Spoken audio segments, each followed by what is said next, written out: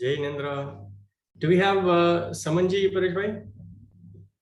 हाँ, समनजी આવી ગયા છે. એક મિનિટ, સમનજીનો હા દેખાય છે. એક મિનિટ. Yes, thank you.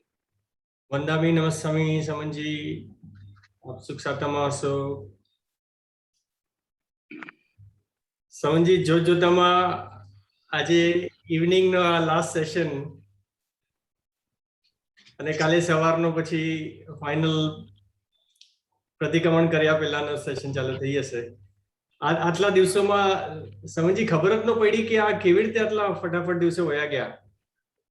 અને આપે જે રીતે અમને આ જર્નીમાં લઈ ગયા છે સમનજી, આ સમણ સુત્તમનો ગ્રંથ એટલો અંદર બેસી ગયો છે હવે કે નહીં ભૂલાય હવે. તત્વાર સૂત્રથી જે માઇન્ડમાં બેઠું હતું કે આ આપણું જૈનોનો આટલો સરસ ડીપ એન્ગ્રેન્ડ જે ગ્રંથ છે અને આપે જે આ ઇન્ટ્રોડ્યુસ કરાવ્યો અમને સમણ સુત્તમનો ગ્રંથ, એનાથી એવું લાગે છે કે આ એકદમ હોલિસ્ટિક અને બધું જ સરખી રીતે કન્સોલિડેટ કરીને એકદમ સિમ્પલ બનાવી દીધો છે. અને આપે તો એ એવી રીતે પીરસ્યો સમજી કે એકદમ ગળે ઉતરી ગયો. So thank you so much for taking us through this journey. I will ask Samanji to take us through today's session. He's arranged a very special program as well for us.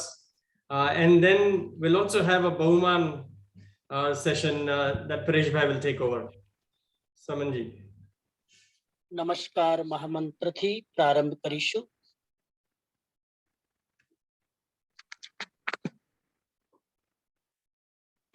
Om Namo અરિહંતાણમ. Om Namo Om Namo સિદ્ધાણમ. Om NaMo mute कर.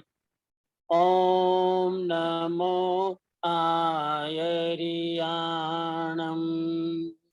ओम नमो आयरियाणम.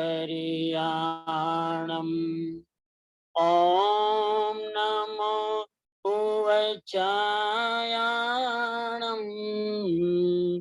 ओम नमो उवचायाणम. नमो लोये सवसाहुणम.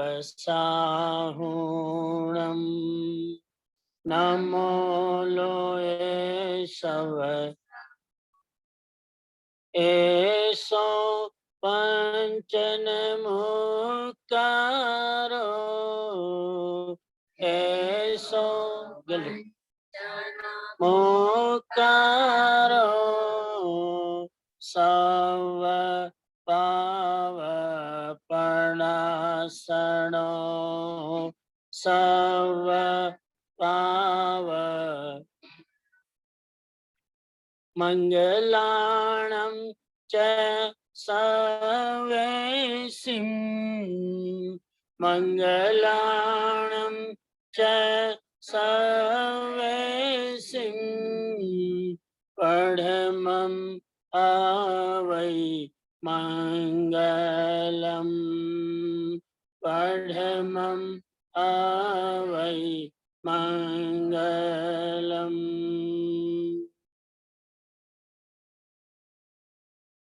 आज कार्यक्रम के प्रारंभ में परेश भाई को mic handover करूं, उसके पहले तपोवन स्कूल के बच्चे 4-5 मिनट के लिए कार्यक्रम प्रेजेंट करेंगे. विनंती परेश भाई को या किनल भाई को, जो बच्चे दिख रहे हैं राजू नाम का है, उसको जरा अनम्यूट करेंगे और मुझे म्यूट कर दो थोड़ी देर. जिसमें लड़कियां. हाँ जी,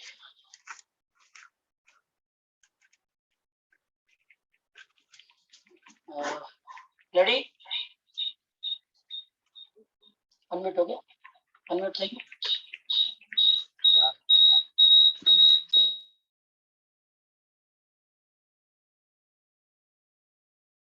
स्टे म्यूट करो. unmute.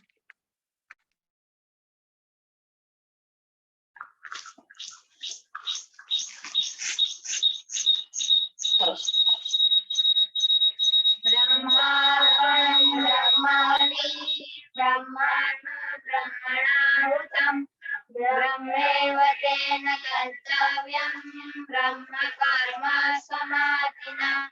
ॐ सहनाववतु सहनो भुनक्तु सवीर्यं कर्वावहै तेजस्विनावधीतमस्तु मा विद्विषावहै.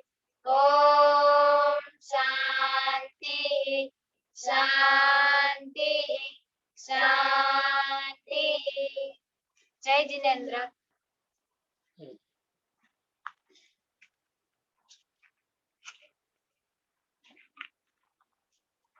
नमस्कार. Deepchandi.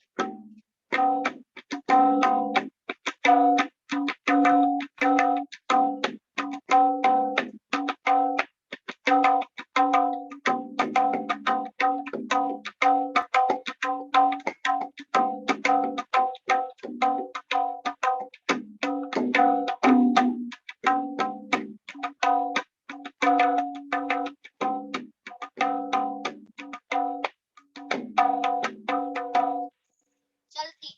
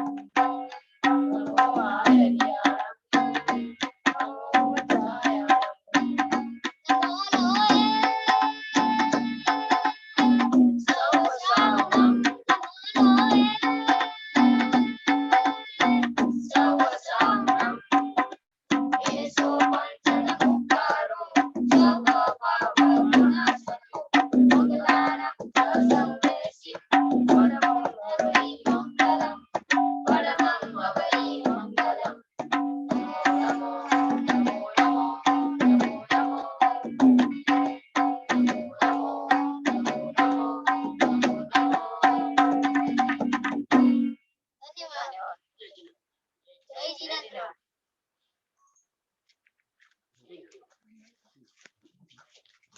Harshbhai, please, now your turn.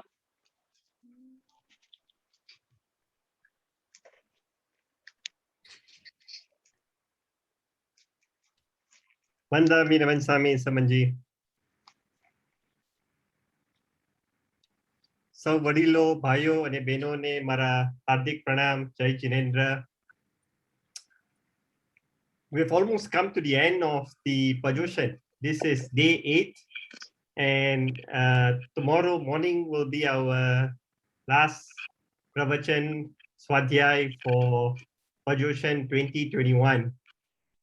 I would like to take this opportunity to say a few words about Samanji and really thank him on behalf of Singapore Jain Religious Society. Samanji has been known to the Singapore Jain Religious Society for many years. He has led numerous Pajoshans in Singapore and Malaysia. He has led us in several shibirs, especially making time for us in Chinese New Year shibirs every year, year in, year out. He has even hosted our youth in Project Asta twice, inculcating in our youth the finer points of seva and sadhana. Samanji also has been very instrumental in running several initiatives from the Peace of Mind Foundation based in Rajkot, which he founded in 2006. Samanji is especially passionate about children education and offers them scholarship. In fact, I urge all of you who are interested to get in touch with Samanji to find out more on how you can make a difference in the life of a child. Samanji, તમે જ્યારે સબન સુતમ ગ્રંથનો સ્વાધ્યાયનો subject આ પજોશનમાં લેવાની વાત કરી ત્યારે કેનલભાઈને હું તો વિચારમાં પડી ગયા કે આ કયો ગ્રંથ છે. ભાઈઓ અને બહેનો, આ 8 દિવસમાં વિધાઉટ બ્રેકફાસ્ટ, આપણા તો 10:30 હતા, પણ ઇન્ડિયાના તો 8 વાગે સવારે સમનજી તો એકદમ ફ્રેશ તૈયાર થઈ ગયા હતા આપણા માટે. સૌથી સરળ ભાષામાં આપણે સૌને આટલો ઊંચા ગ્રંથનો સ્વાધ્યાય કરાવ્યો મોર્નિંગ ને ઇવનિંગમાં. સમનજી, ખરેખર તમે અમને સૌને ઊંચા પથના ડાયરેક્શનમાં ખેંચી કાઢો છો. વિતરાગ માર્ગનો રસ્તો વધારે ને વધારે ક્લિયર થતો જાય છે. સમનજી, કૃતજ્ઞોસ્મી. સિંગાપોર જૈન રિલિજિયસ સોસાયટી તમારા આભારી ને ઉપકારી છે.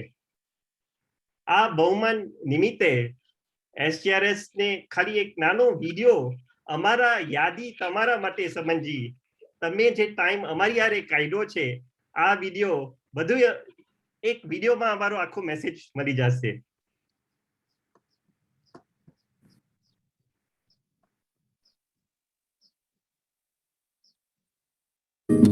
गुरु तत्व तो तीर्थ तो तारणहार तो गुण नो वैभव तो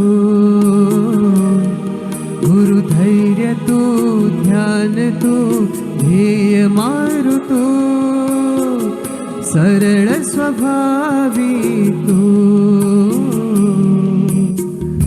आत्मशोधि ना योगी आत्म सुख न भोगी आत्मानंदी गुरु तो अध्यात्म ना योगी भक्ति मार्ग ना जोगी सबतानी प्रतिमा तो गुरु तत्व तो तीर्थ तो तारणहार तो गुण नो वैभव तो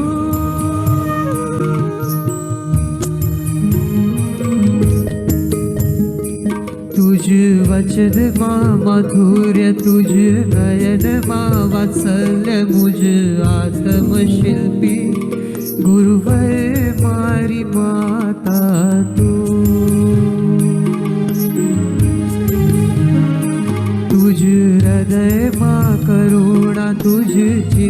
માં નિર્મળતા પ્રભુતાની પ્રતિમા જીનવર્તણી વાણી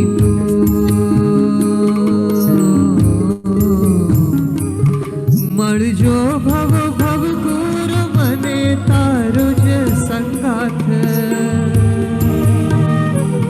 શુભ યોગ તાર પામી થાવ ભવથી વિસ્તાર ગુરુ તત્વ તું તીર્થ તું તારણહાર તું ગુણનો વૈભવ તું ગુરુ ધૈર્ય તું ધ્યાન તું ધ્યેય મારું તું સરળ સ્વભાવી તું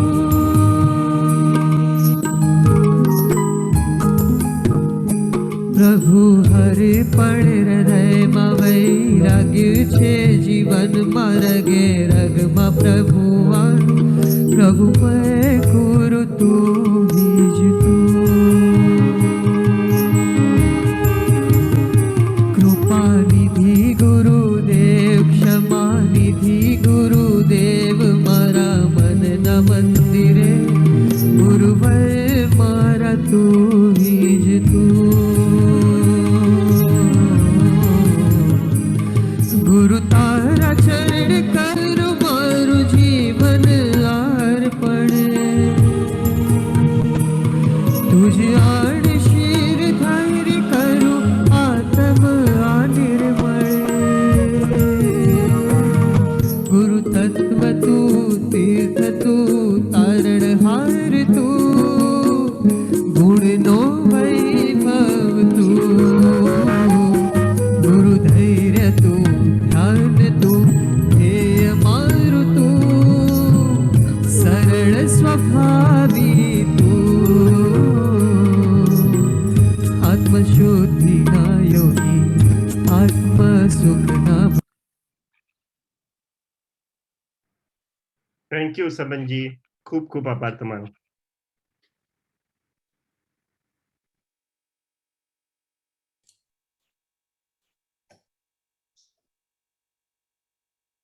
करिए चालू.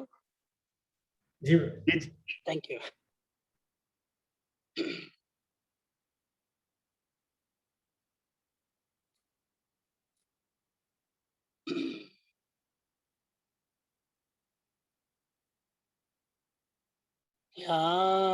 ध्यानमूलम्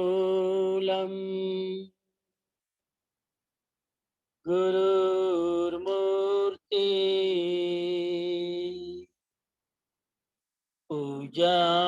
पूजामूलम् गुरुपदम् मन्त्रमूलम् गुरुर्वाक्यम् मोक्षमूलम् गुरुकृपा मोक्षमूलम् गुरुकृपा.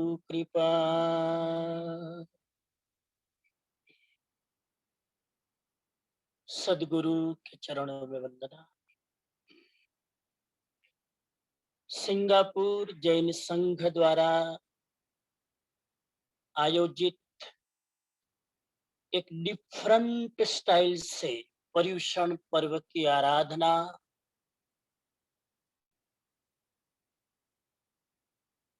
डिफरेंट टाइप इसलिए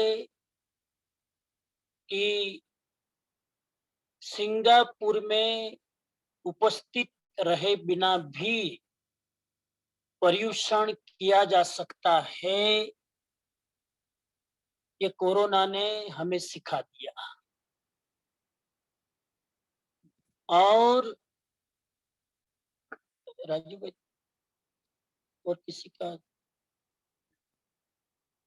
बेस स्पीकर वाला जो. और दूसरी बात, किसी आगम ग्रंथ को लेकर पहली बार मैं पूरी पर्युषण की आराधना आज तक जो मैंने कराई, उसमें पर्युषण में एक विधिव्रत ग्रंथ लेकर ये आराधना पहली बार हम कर रहे हैं। इसलिए भी एक नए ढंग से पर्युषण, इसलिए भी नए ढंग से पर्युषण कि खाली सिंगापुर वाले नहीं, सिंगापुर के साथ और लोग भी सिंगापुर द्वारा आयोजित पर्युषण में संभागी बन सकते हैं। इस दृष्टि से भी ये अलग तरीके का पर्युषण पर्व, और इसलिए भी अलग तरीके का कि सम्मान और बहुमान भी प्रत्यक्ष हाजिर नहीं होते हुए भी आप कर सकते हैं, वो पहली बार पता चला, और इस तरीके से कर सकते हैं। आपने माहौल थोड़ा इमोशनल बना दिया, ऐसा मुझे लगा, और इतने सारे पिक्चर कहां से उठाए मैं भी जरा सोच रहा था। पूरी पुरानी स्मृतियां प्रारंभ से लेकर अब तक की ताजी हो गई। इतना इमोशनल माहौल खड़ा कर दिया कि अब ऐसा लगता है कि कोरोना मिटे, फ्लाइट चालू हो और मैं जल्दी आप सबको मिलूं। अटैचमेंट तो नहीं है, लेकिन एक साधर्मिक कनेक्शन, एक स्पिरिचुअल कनेक्शन, एक वाइब्स का कनेक्शन। मुझे लगता है कि आप सबका जो सद्भाव है, अहोभाव है, उसे मैं हमेशा अपने हृदय में याद रखता हूं। और इसलिए भी नया पर्युषण, कि पर्युषण में समण सुत्तम के आधार पर बच्चों की क्लास हुई, बच्चों की कंपटीशन हुई, और बच्चों ने पार्टिसिपेट किया, क्वेश्चन आंसर किया, और उसमें फर्स्ट सेकंड थर्ड को हमने रिकॉग्नाइज किया। उसके साथ साथ यंगस्टर का भी ग्रैहम ड्वायर द्वारा, गंगाराम द्वारा लंदन से बैठे बैठे एक इंटरेक्शन सेशन होना, ये सब कुछ पर्युषण में हुआ। इसलिए मैं कह रहा हूं एक अलग ढंग का पर्युषण। लेकिन मैं थोड़ा सावधान भी कर दूं, सावधान ये करूं कि इसकी आदत मत डाल देना,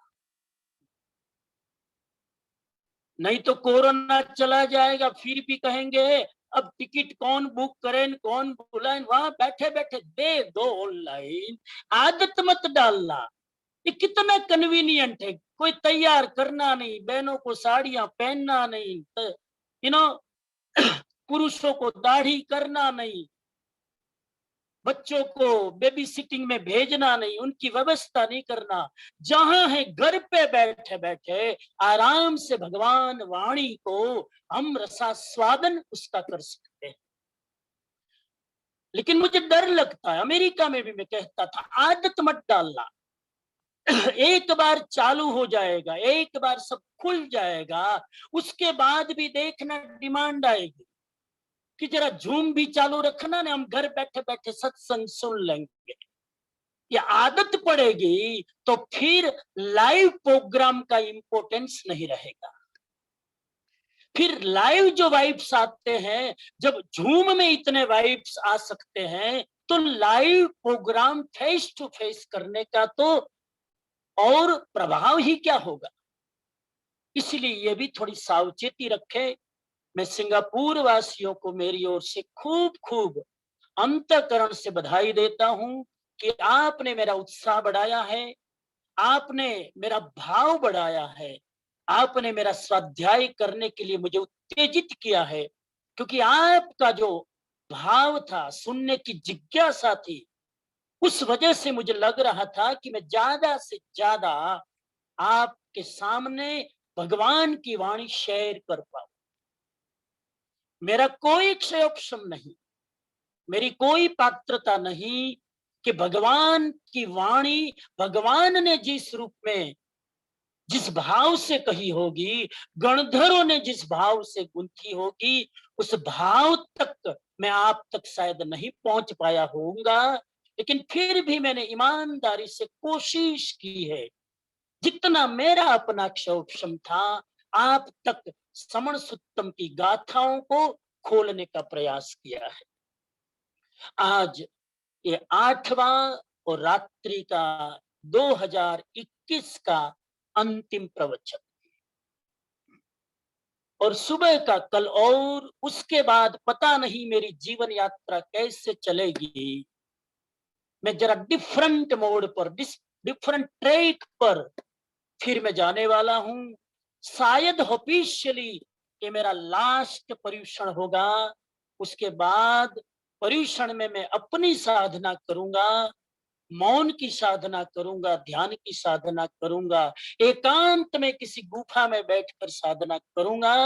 मैं कोशिश करूंगा कि कमिटमेंट वाले कोई कार्यक्रम में नहीं लूंगा, लेकिन मैं आता रहूंगा। मैंने बार बार कहा, मैं वो ट्रैवल करना मेरी हॉबी है। आप चिंता मत करना, रिलैक्स रहना।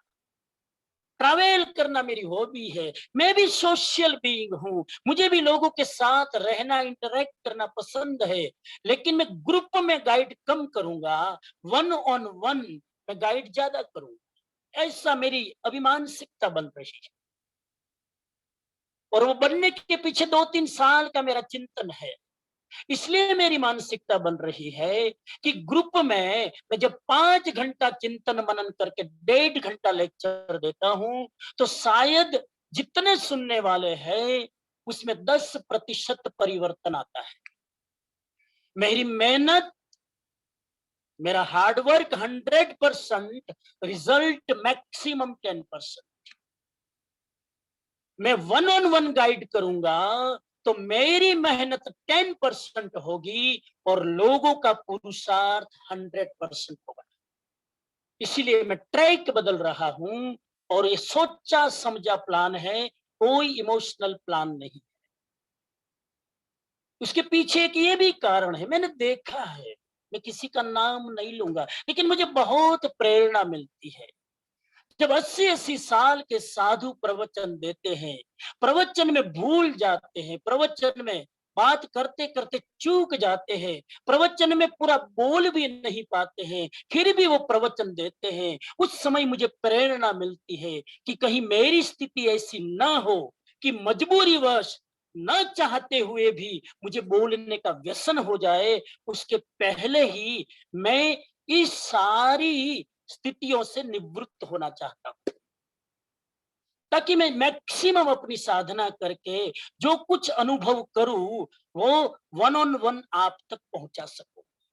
ये मेरा इरादा है। मैं अमेरिका भी जाऊंगा, और कंट्री में भी जाऊंगा, मलेशिया भी जाऊंगा, पूरा ट्रैवल करूंगा, और होगा मेरी मन की भावना तो मैं छोटे ग्रुप में प्रवचन भी दे दूंगा, ऐसी कोई बात नहीं है। लेकिन जिम्मेदारी वाला, एक जवाबदारी वालों, एक रिस्पॉन्सिबिलिटी वालों, હું કોઈ જવાબદારી લેવાની માનસિકતા હવે ફ્રોમ ટુમોરો હું નથી રાખવાનો। હું રિટાયર્ડ નથી થવાનો। આ રિટાયર્ડ શબ્દ છે ને, બહુ ડિપ્રેસિવ છે, અને આપણી સંસ્કૃતિમાં રિટાયર્ડ શબ્દ છે જ નહીં।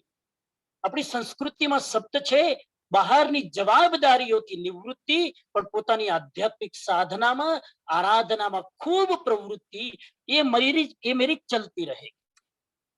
ये मैंने क्लियर कर दिया सिंगापुर जैन समाज को, और मैंने ये भी बता दिया जैसे ही खुलेगा, फ्लाइट चालू होगी, सबसे पहले मैं आऊंगा। इसलिए आप चिंता मत करना, उसकी कोई चिंता मत करना। आप घबराना भी नहीं, मैं आपके साथ हूं। आपके इतने भाव है, मेरा कनेक्शन आपके साथ है। जिस तरह से आप एक तरह से इतना स्पिरिचुअल भाव एक दूसरे के साथ है, वो प्रत्यक्ष न मिलते हुए भी मुझे झूम में, स्क्रीन पर आपकी फीलिंग मैं महसूस कर रहा हूं। आज का विषय है, कैसा है राग द्वेष का प्रभाव। आज का विषय है, कैसा है राग द्वेष का प्रभाव। दो गाथा, एक गाथा हम जरा सुन लेते हैं, स्क्रीन पर आपके सामने है, फिर मैं इस नंबर विषय 71 जब रागो यदोसो नियतं मवीयं कम्मं च मोहप्रभवं वयन्ति कम्मं च जाये मरणस्य मूलं दुःखं च जाये मरणं वयन्ति।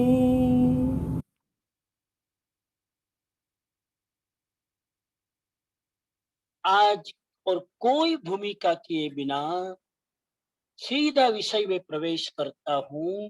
कैसा है राग द्वेष का प्रभाव?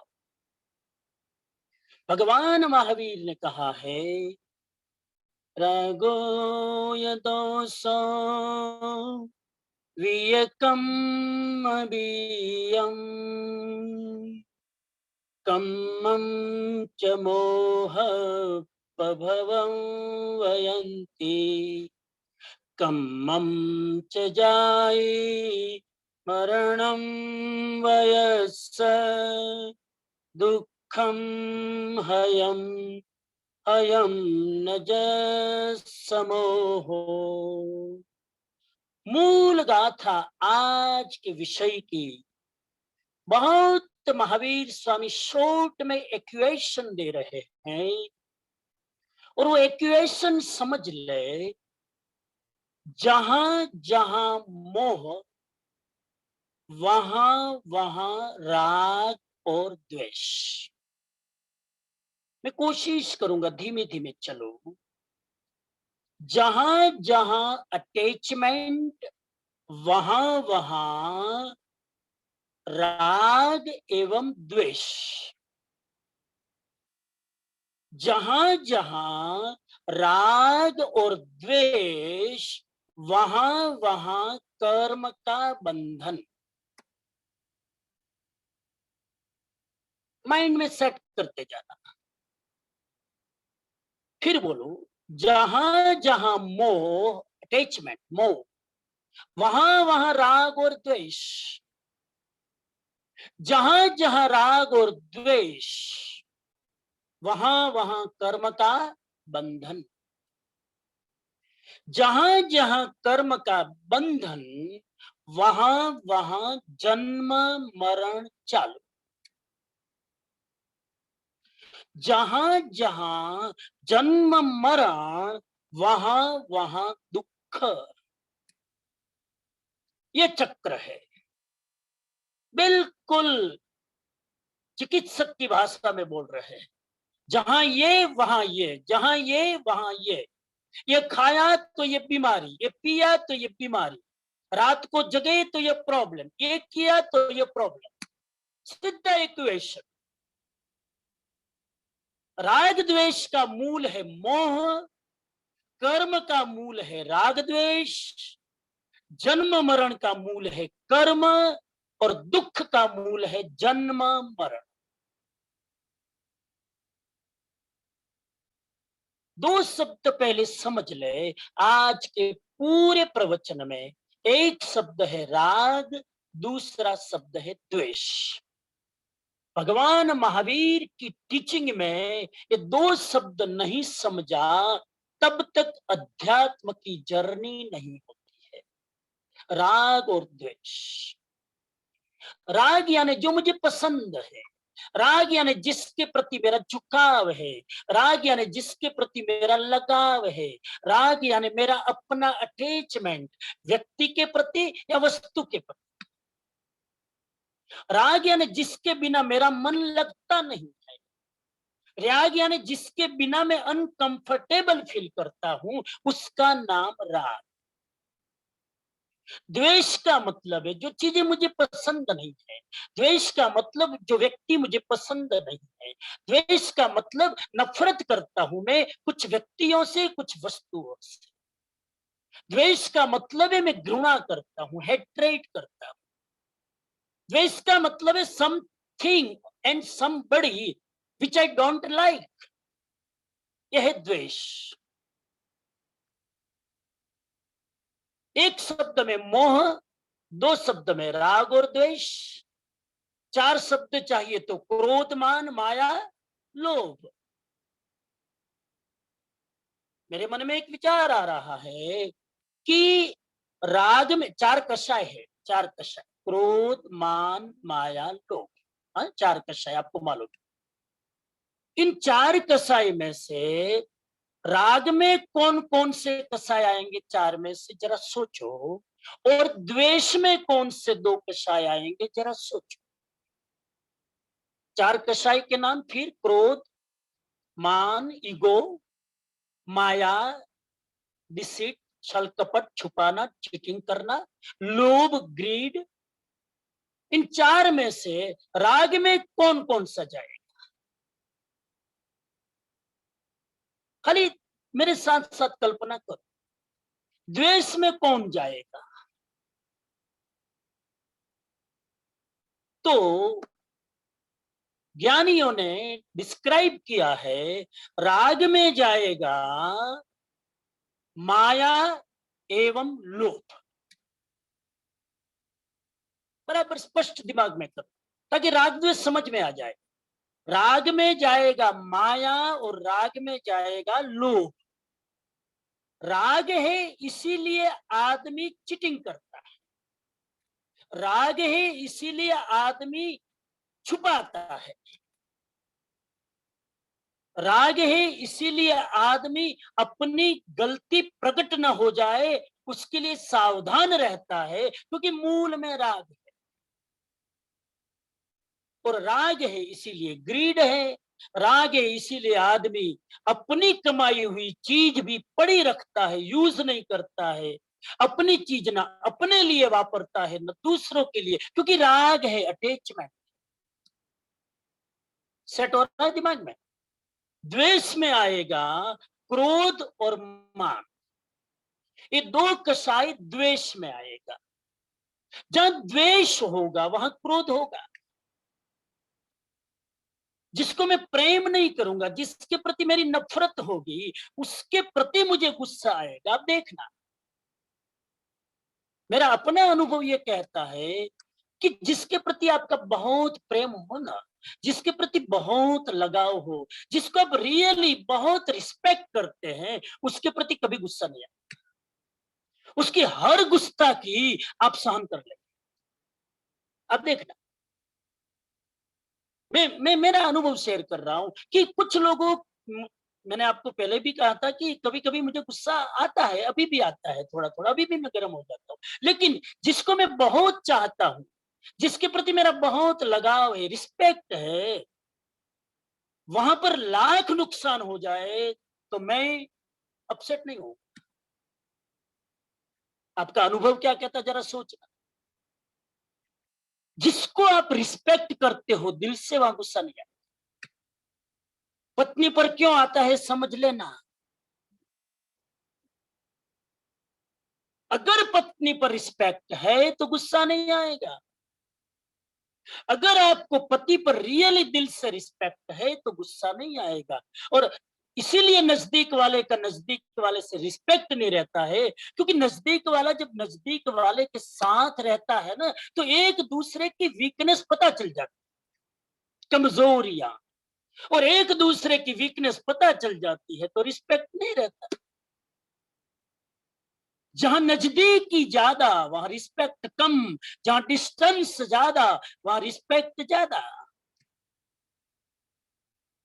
आपका मेरे प्रति रिस्पेक्ट क्यों है? क्योंकि डिस्टेंस है। मैं अगर 3 महीना कंटिन्यू सिंगापुर रह जाऊं तो फिर खतरनाक, खतरा।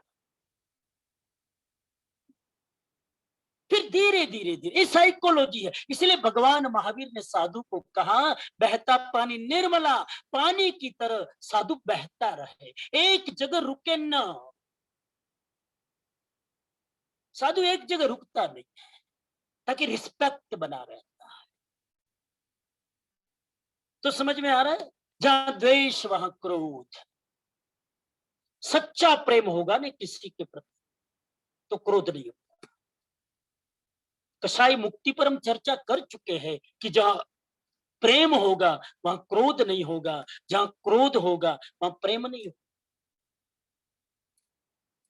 एक पति पत्नी अगर 20 साल घर में साथ में रहे और फिर भी एक दूसरे पर क्रोध न करे, मान लेना चाहिए ये सच्चा प्रेम है।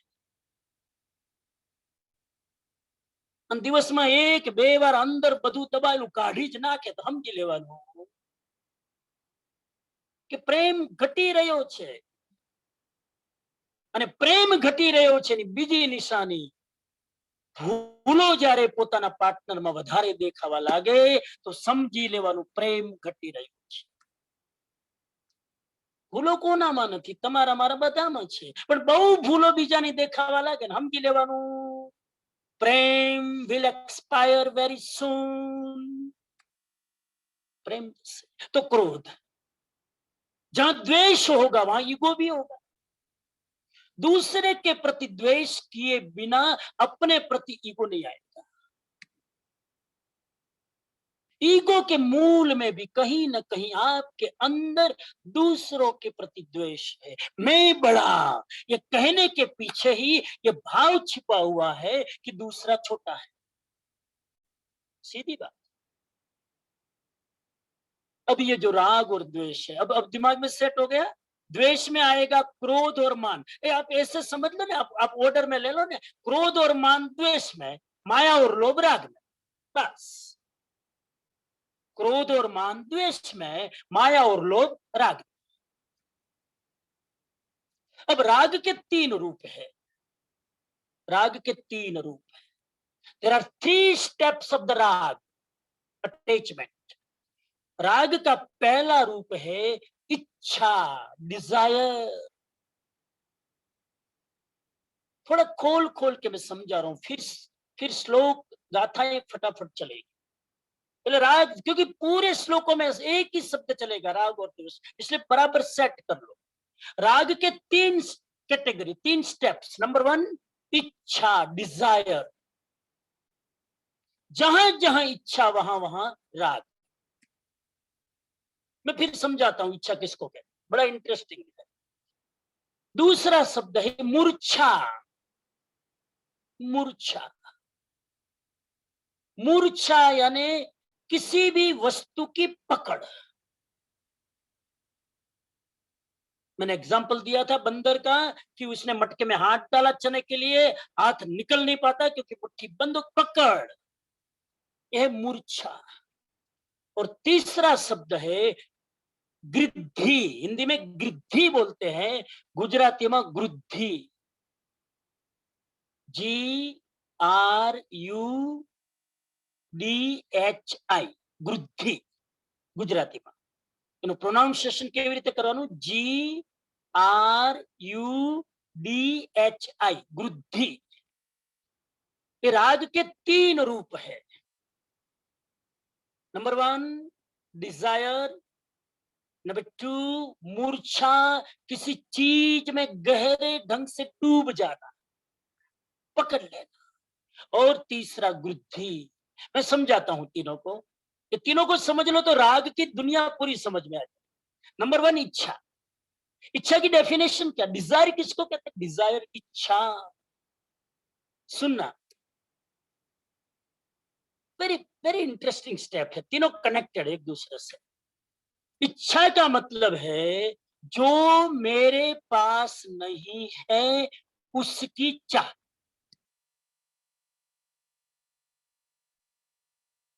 जो वस्तु या व्यक्ति मेरे पास नहीं है उसकी चाहना करना इच्छा, डिजायर।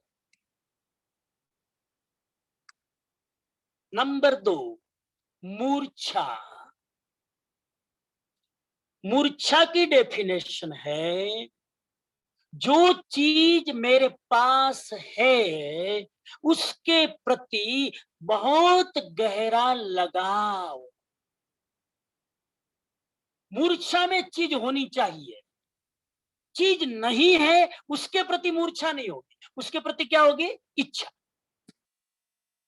नहीं है उसको पाने की चाह, इच्छा है उसको पकड़ने की वृत्ति, मूर्छा। सेट हो रहा है दिमाग में? तीसरा शब्द है गृद्धि। बहुत इंटरेस्टिंग स्टेप है। गृद्धि का मतलब है जो चीज मेरे पास से चली गई है फिर भी वो चीज दिमाग से नहीं निकल रही।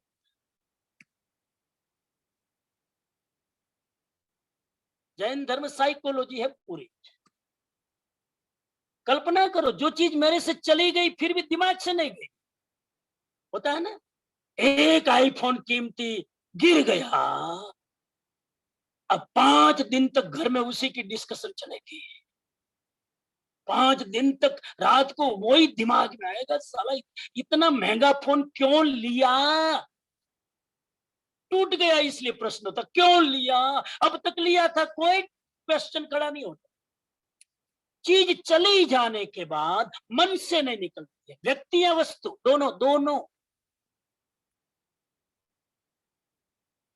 अभी मुझे अमेरिका में एक बहन कह रही थी कि इंडिया में मेरे पापा गुजर गए, मेरे दिमाग से निकलता नहीं है, मैं उसको कैसे भूल पाऊं? मैंने कहा क्यों? तो कि स्वामी जी अपेक्षा भी नहीं थी कि इतनी जल्दी चले जाएंगे। मैंने कहा कितने साल के थे? तो कि 95। अब सुन रहे डायलॉग? अपेक्षा भी नहीं की थी कि इतनी जल्दी चले जाएंगे। 95 साल की उम्र तक टिके रहे फिर भी कहते जल्दी चले गए। ये क्या है? ये क्या है? गृद्धि। ये गृद्धि है। व्यक्ति चला गया, उसके बाद में भी दिमाग में उसके नगारे बजते रहते हैं।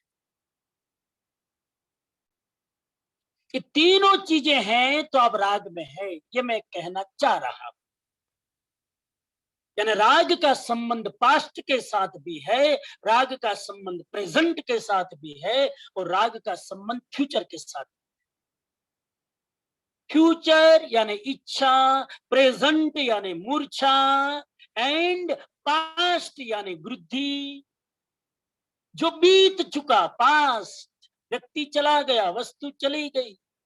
अरे साहेब, હવે બધા આટલા બધા અનુભવો બધું શેર નહીં કરી શકું। ઘણી વાર તો ડાયવોર્સ થઈ જાય, ડિવોર્સ થઈ જાય, પછી એ કેટલા ભાઈ આવે કે મારી વાઈફ ભૂલાતી નથી।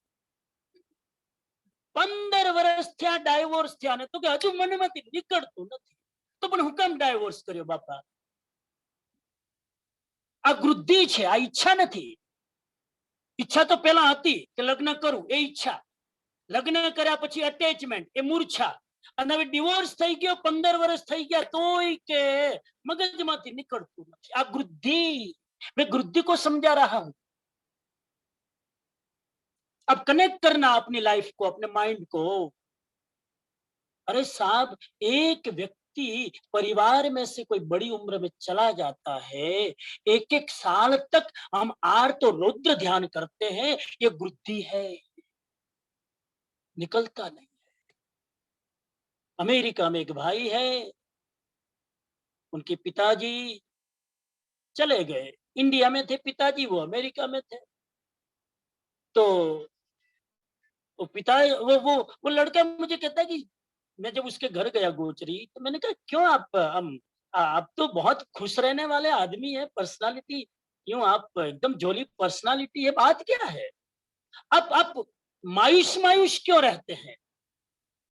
तो उसने मुझे जवाब दिया है कि समण जी साचू कहूं, मारा पप्पा इंडिया में रहे અને મને એમ થાય કે મને કહેતા હતા કે બેટા એકવાર મને અમેરિકા લઈ જા ને, एकबार मुझे ले जा। क्योंकि उसके बेटे के वहां लड़के का जन्म हुआ था, तो दादा की इच्छा थी कि मैं थोड़ा उनके साथ टाइम शेयर करूं, स्पेंड करूं, मुझे ले जा। लेकिन लड़के को ये चिंता थी कि इतनी उम्र में वहां आएंगे, वो कहीं टांग तोड़ेंगे, कहीं और गिर जाएंगे, कहीं और अकेले अकेले घर में, हम तो काम पर चले जाएंगे, घर में बैठे बैठे टाइम भी पास नहीं होगा। तो बेटे ने अपने तरीके से सोचा कि जरा दिक्कत होगी। और 2 साल बीत गए, डैडी कहते गए मुझे एक बार ले जा, एक बार ले जा।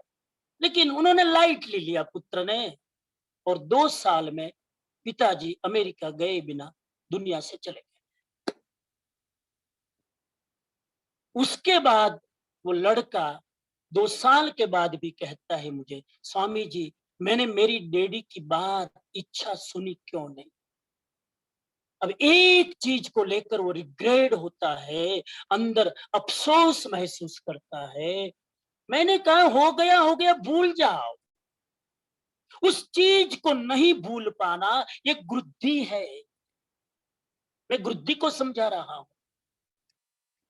जो चीज वापिस आने वाली नहीं है, जो चीज रिटर्न होने वाली नहीं है, जो चीज रिप्लेस होने वाली नहीं है, उसके प्रति ज्यादा आर्त ध्यान करना गुरुद्धि है। आज नहीं तो कल बाहर निकलना ही है, तो इतना आर्त ध्यान करके कर्म बंद करके क्यों बाहर निकले, बने इतना जल्दी निकल जा। आप कहेंगे बोलना सरल है, करना कठिन। कठिन नहीं है। थोड़ा बिलीफ सिस्टम बदल लो तो सरल है, मान्यता बदल लो तो सरल है, कठिन नहीं। कठिन मानोगे तो कभी सरल नहीं होगा। आगे चलो। तो राग समझ में आ गया। रात को 3 बजे कोई पूछे राग के 3 स्टेप बता सकते हो? इच्छा, मूर्छा, गृद्धि। इच्छा जो नहीं है उसकी चा, मूर्छा जो है उसकी बराबर पकड़ बगल में ही लेके घूमेंगे, कहीं चूक ना जाए। और गृद्धि मतलब जो मेरा बहुत लगाव था, वो चीज या वो व्यक्ति चला गया, लेकिन दिमाग से वो चीज निकल गई। साधना करना मित्रों, मैं भी आपके साथ में हूं, मैं अलग नहीं हूं। मेरी भी स्थिति आपके जैसे ही प्लस माइनस में है। मैं महसूस कर रहा हूं, लेकिन साधना करें। दूसरा शब्द है द्वेष। द्वेष, उसको भी समझ लो जरा। द्वेष, द्वेष के भी 3 स्टेप है। मैं जरा खोल के बताऊं ना तो आपको लगेगा कि नहीं हमारे में राग द्वेष है। बाकी राग द्वेष शब्द बोलता हूं तो आपको लगता है कि राग द्वेष हम समझाતું નથી કે હું તને એને બધી લિંક ખોલું છું। દ્વેષના 3 સ્ટેપ। નંબર 1 ઈર્ષ્યા, જેલેસી, દ્વેષ।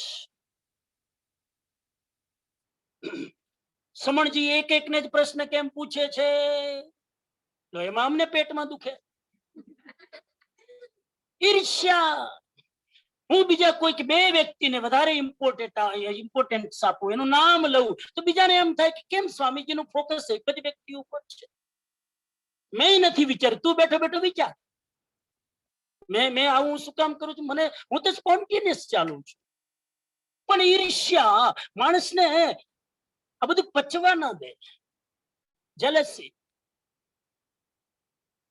આમ તમને લાગશે કે મારી કોઈ પ્રત્યે જેલસી નથી, પણ જેલેसी अंदर दबाएली पड़ी है, याद रखो, क्योंकि द्वेष है। कंपैरिजन जहां आएगी वहां द्वेष उठ के बाहर आएगा। कंपैरिजन, मैं बोलूं, खाली एग्जांपल है, आप अपने पर मत लेना। मैं बोलूं, क्या बोलूं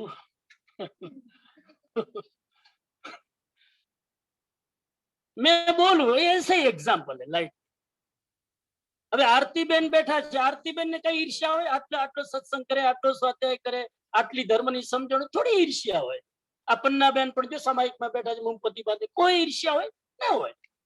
આપણને લાગે મારી અંદર ઈર્ષ્યા છે જ નહીં, પણ જો હમણાં બે માંથી બહાર નીકળશે, જો હમણાં હું કહું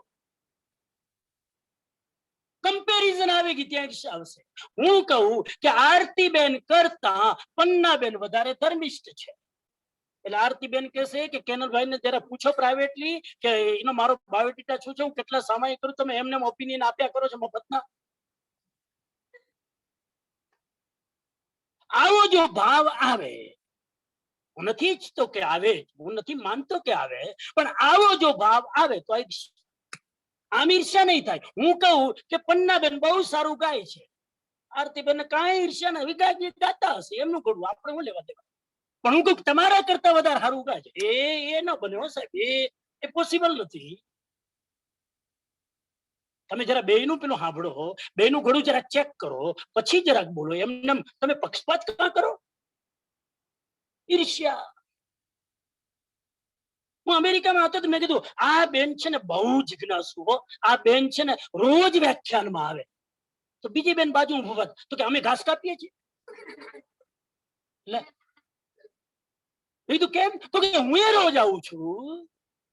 મેં કીધું પણ મારું ધ્યાન નહીં ગયું હોય તો નહીં ગયું, પણ પેલું કમ્પેરિઝન કરે ને એટલે ઈર્ષ્યા વાળા. ઈર્ષ્યા એમને એમ નહીં આવે. હું અમેરિકામાં ગયો ને તો હવે મારા તો અનુભવ એટલા બધા છે ને, આના ઉપર જેટલું હું એક્ઝામ્પલ આપું. હું અમેરિકામાં ગયો, મારી સામે એક ભાઈ કે તમારા પેલા એક બીજા સ્પીકર આવ્યા હતા તરલાબેન દોશી, એ એટલું બધું જૈનિઝમ નું સરસ બોલે ને, તમે કઈ નહીં બદલ્યા મર્યા. પછી મારી સામે જ બોલો. બોલો હવે ઈર્ષ્યા થાય કે નહીં? એ વળી તરલાબેન કયા લેક્ચર આપ્યા મને સાંભળવાની જરા ખબર પડે. બીજી વાર હું તૈયારી કરીને બોલું. साधु की भी अंतिम कमजोरी है उसकी ईर्ष्या. एक साधु की भी अंतिम कमजोरी है उसकी ईर्ष्या. तो नंबर 1 ईर्ष्या. नंबर 2 क्रोध. द्वेष का दूसरा रूप क्रोध.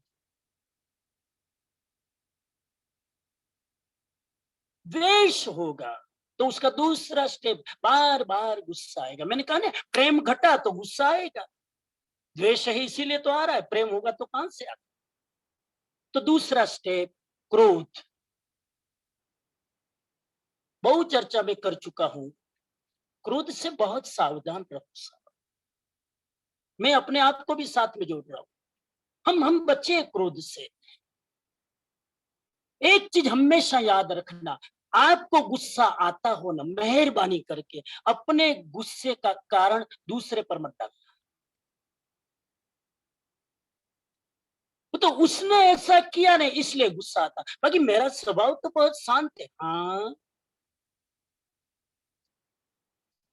वो आदमी जरा रफ बोलता है ना, इसलिए मैं रिएक्ट करता हूं. बाकी मैं तो भगवान की मेरे पर कृपा है, मगज मेरा शांत है. बहुत अच्छा, रख शांति अपने घर पे. प्रतिकूलता आए तब तुम विचलित ना हो तो तुमने क्रोध को जीता. और प्रतिकूलता तो आएगी. हमारा किसी का पुण्य इतना प्रबल नहीं है कि हर समय अनुकूलता ही अनुकूलता रहे. प्रतिकूलता तो आएगी.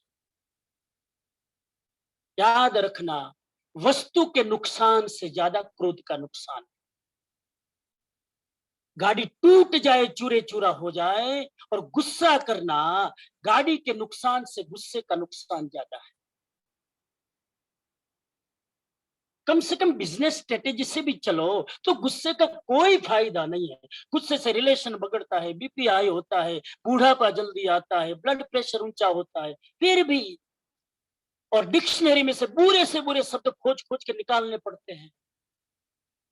गुस्सा करने वाला कोई अच्छे शब्द थोड़ा बोलता है, डिक्शनरी में ढूंढना पड़ता है. जो कभी यूज ही नहीं करते, गुस्से के समय स्पेशल यूज करना. We are not used to कि गुस्से के समय क्या शब्द बोल. सावधान. तो नंबर 2 क्रोध. नंबर 3 रोष. रोष, ROSH, रोष. क्रोध और रोष में थोड़ा फर्क है. क्रोध इजीली दूसरे को दिखता है, क्रोध इजीली बाहर प्रकट होता है, क्रोध अपीयर्स जल्दी होता है. रोष का मतलब है आ तो रहा है गुस्सा, लेकिन डर लगता है कि कहीं मामला बिगड़ेगा, इसलिए मैं उस क्रोध को अंदर में रखता हूं. उसका नाम है रोष. घણા લોકો અંદર અંદર બીજા પર ગુસ્સો કરે, કાઢે નહીં, અંદર અંદર કરે. આ રોષ મારી બહુ નજીકનો છે, બાકી તો બહુ મજા ચખાડી દેતો. બહુ નજીકનો છે ને એટલે મારાથી બોલાય નહીં. અને મારે એને બહુ કામ પડે ને, હવે એને મારે બોલવું, એના વગર મારું કામ ના હાલે. અંદર ગુસ્સો તો આવે છે, પણ માણસ પોતાના સ્વાર્થવશ એને રોકી લે છે. એ રોકી લીધેલા ગુસ્સાનું નામ રોષ. આ 3 સ્ટેપ છે દ્વેષના. तो कितना भयानक है ये राग और द्वेष. आगे की गाथा कहती है बिना अंकुश के राग और द्वेष जितना नुकसान करते हैं, बिना अंकुश किया हुआ, कंट्रोल न થાય એવો રાગ અને દ્વેષ जितना नुकसान करते हैं, उतना नुकसान तुम्हारा भयंकर तिरस्कार करने वाला शत्रु भी नहीं करता।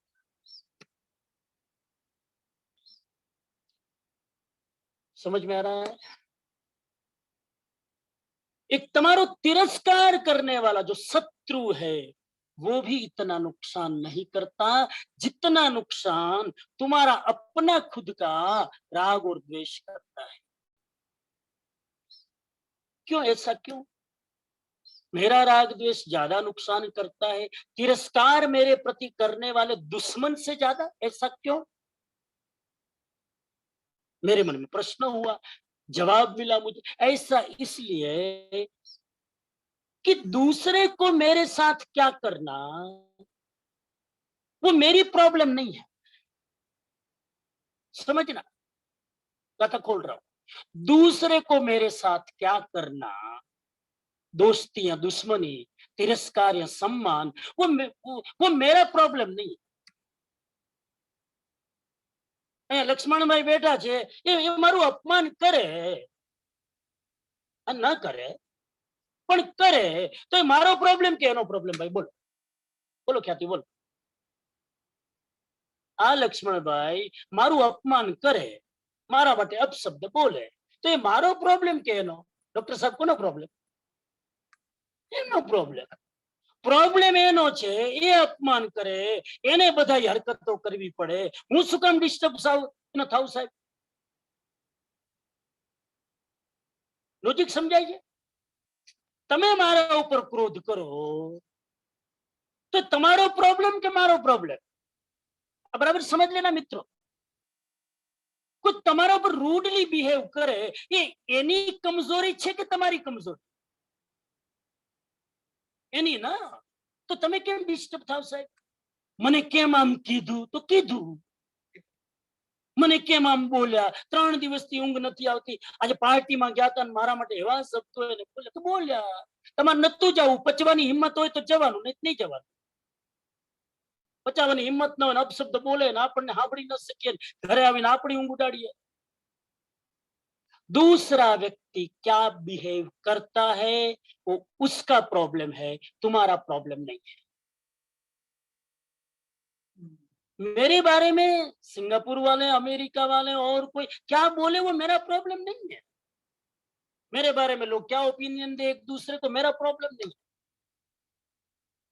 वो आप अपना परिचय दे रहे हो, वो करके मुझे कोई फर्क नहीं पड़ता, नहीं पड़ना चाहिए। ये गाथा का अर्थ है।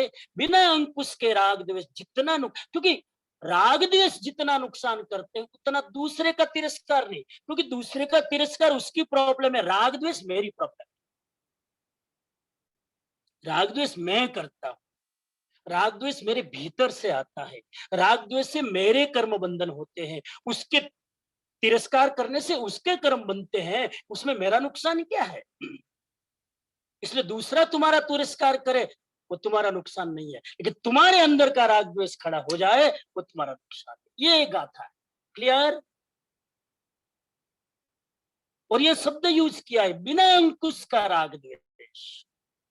देखो कितने प्रैक्टिकल है महावीर स्वामी। मुझे ऐसा लग रहा है कि सिंगापुर वाले के लिए बोला होगा, बिना अंकुश के। मतलब कि राग द्वेष तो नहीं छूटेगा, महावीर कहते हैं राग द्वेष तो रहेगा। संसार में है, बच्चे हैं, परिवार है, सब है, परीक्षा है, राग द्वेष तो रहेगा। बिना अंकुश का ऐसे देखो, राग द्वेष के 2 लेवल हो गए। एक तो राग द्वेष ऐसा है कि जिस पर मेरा कंट्रोल है, राग द्वेष तो होता है लेकिन मैं लगम खींच लेता हूँ, बस इतना, ज्यादा नहीं, ज्यादा नहीं, ज्यादा नहीं। और एक राग द्वेष ऐसा है जिसका मैं गुलाम बन जाता हूं, मेरी कुछ नहीं चलती है। एक राग द्वेष ऐसा है जिसमें मैं मालिक हूं, मुझे पता है कि मेरा राग द्वेष तुरंत कंट्रोल कर देता हूं। तो यह शब्द है, बिना अंकुश किया हुआ राग द्वेष ज्यादा खत्म। अगली गाथा कहती है, कि मोक्ष में जाने की इच्छा क्यों करे। अगली गाथा कहती, why we have to be burning desire for the moksha, why. इसका जवाब दे रहे हैं, इस संसार में जन्म जरा मरण के दुख से ग्रस्त जीव को कोई सुख नहीं है। आ संसार में जन्म जरा मरण आ त्रण दुख थी ग्रस्त जीव ने कोई सुख नहीं। अतः मोक्ष ही एक उपादेय है, मोक्ष ही एक ग्रहण करने योग्य है। 3 दुख बताए यहां पर, जन्म दुख, जरा दुख, मरण दुख। ये 3 दुख भगवान महावीर ने बताए। जन्म दुख है, हम अनकॉन्शियस होते हैं क्योंकि जन्म होता है तो हमें हमें हमें बोध नहीं होता है। माँ के गर्भ में 9 महीना होते कितना कष्ट होता है हम नहीं जानते क्योंकि हम बेहोश होते हैं। तो जन्म के दुख को छोड़ दे, लेकिन दुख है 9 महीना अंधेरी काल कोठरी में रहना, दुख तो है, लेकिन हम बेहोश होते हैं। दूसरा दुख बताया बूढ़ापा। भगवान कहते बूढ़ापा दुख है, डरने की बात नहीं है, डरने की तो बात ही नहीं है। महावीर के शासन में डरने का तो प्रश्न ही नहीं, लेकिन सावधान कर रहे हैं बूढ़ापा दुख है तो क्या करो। 2 उपाय है। पहला उपाय यह है कि लाइफस्टाइल ऐसी बनाओ कि आपको आपका बूढ़ापा परेशान न करे। लाइफस्टाइल ऐसी बनाओ कि आपका बुढ़ापा, उम्र तो आएगी, कई लोग मैं देख रहा हूं 95 साल के हैं, एकदम वृद्ध, लेकिन उसका बुढ़ापा उसे कोई परेशान नहीं करता है। आराम से खा लेते हैं, आराम से 8 घंटा नींद आ जाती है, वॉक भी कर लेते हैं, स्टेप्स भी चढ़ लेते हैं। लाइफस्टाइल ऐसी बनाओ कि 95 साल तक भी तुम्हारा शरीर तुम्हें साथ दे। कोशिश तो करे, हो सकता है। और कोशिश करने के बाद, लाइफस्टाइल अच्छी रखने के बाद, मेंटेन करने के बाद भी अगर शरीर में तकलीफ आने लगे बुढ़ापे के कारण, तो भगवान दूसरा उपाय बताते हैं कि स्वीकार कर लो ना। इस शरीर ने 80 साल तक तुम्हें दौड़ाया, तुम्हें खिलाया, तुम्हें पिलाया, तुम्हें सुलाया, तो 10 साल थोड़ी तकलीफ भी तो देगा ना।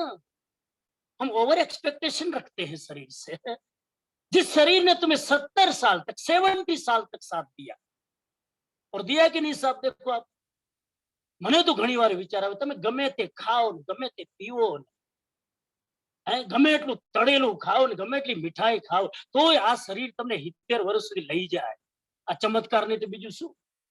અને આટલું બધું તમે આડું ધડ સ્વાદ લઈને ખાધા જ રાખ્યું હોય તો હવે 10 વર્ષ થોડી તકલીફે ભોગવો ને, એમાં શું વાંધો છે?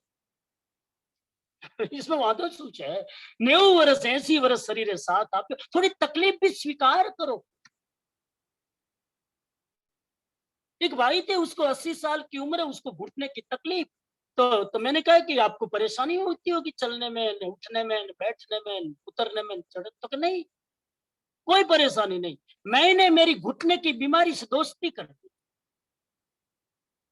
आई created the friendship with my knee problem.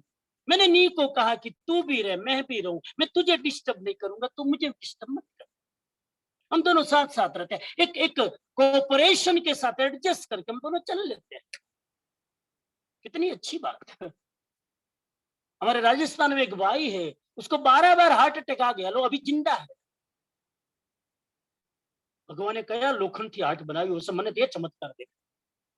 12 વાર એને બાયપાસ કરાવ્યું, જીવ લાકડી લઈને ચાલે પણ ઉત્સાહથી ચાલે। મેં એને પૂછ્યું, મને મળ્યો ત્યારે મેં 12 વાર હાર્ટ એટેક આવી ગયું, તું જીવ તો કેવી રીતે છે? તો કે બસ એક જ મંત્ર છે, મારા હાર્ટની બીમારીને હું મારા હેડ સુધી નથી જવા દેતો। મારી હાર્ટની બીમારી હાર્ટ સુધી જ રહે, એ હેડ સુધી જાય ને તો તકલીફ થાય। મારા હૃદયની બીમારીને હું મસ્તક સુધી નથી જવા દેતો। હાર્ટ ને મેં કીધું તું આવ્યા રાખ, હું જીવ્યા રાખું, તું મને ડિસ્ટર્બ નહીં કરતો, હું તને નહીં કરું, આપણે બે જીવીએ। કઈ સાથે જીવે લો। બીમારી કરતા માણસને બીમારીનો ભય મારી નાખે છે. કોરોના કરતા માણસને કોરોનાનો ભય મારી નાખે છે. કેટલાય લોકો ભયમાં ખલાસ થઈ ગયા.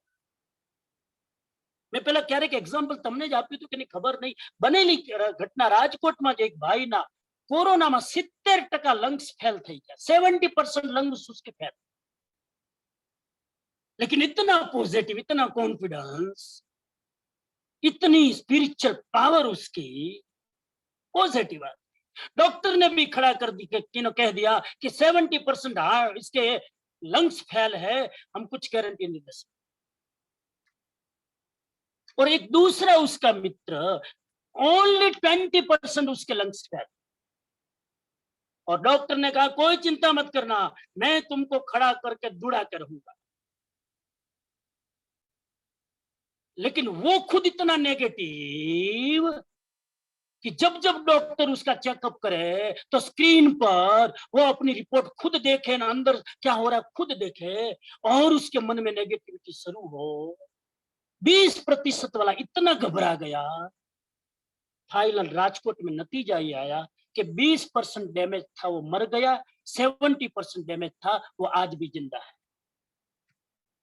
भाई तो बुढ़ापे को स्वीकार करो, पहले कोशिश करे ना आए. लाइफस्टाइल अभी से ध्यान रखो. मैं इसीलिए अभी से अपने आप को मेंटेन कर रहा हूं और जरा लाइफस्टाइल बदल रहा हूं ताकि मैं मेंटेन कर सकूं.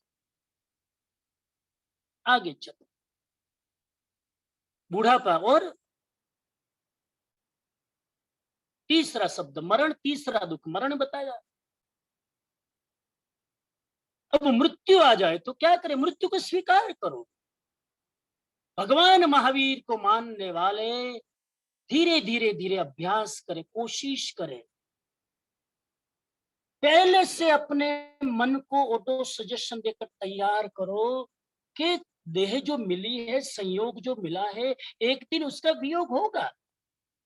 चाहो तो भी ना चाहो तो भी, योगी का भी, भोगी का भी, रोगी का भी, सबका. अपने भी तीर्थंकर भी कितने लोगों ने विनंती की कि प्रभु पंचमारा लगने वाला है, भस्माग्रह लगने वाला है, थोड़ा और रुक जाओ, हमारा कल्याण हो जाए. तीर्थंकर ने कहा एक श्वास तीर्थंकर अपना एक्सटेंड नहीं कर सकते. स्वीकार, मन मार के भी स्वीकार करना पड़ेगा और एक्सेप्ट करके भी स्वीकार करना पड़ेगा. हाँ, हम ह्यूमन है, थोड़ा लगेगा, थोड़े दिन लगे, लेकिन कंटिन्यूटी नहीं रहनी चाहिए. वही वियोग का दुख लंबा चलेगा तो तुम्हें तोड़ देगा.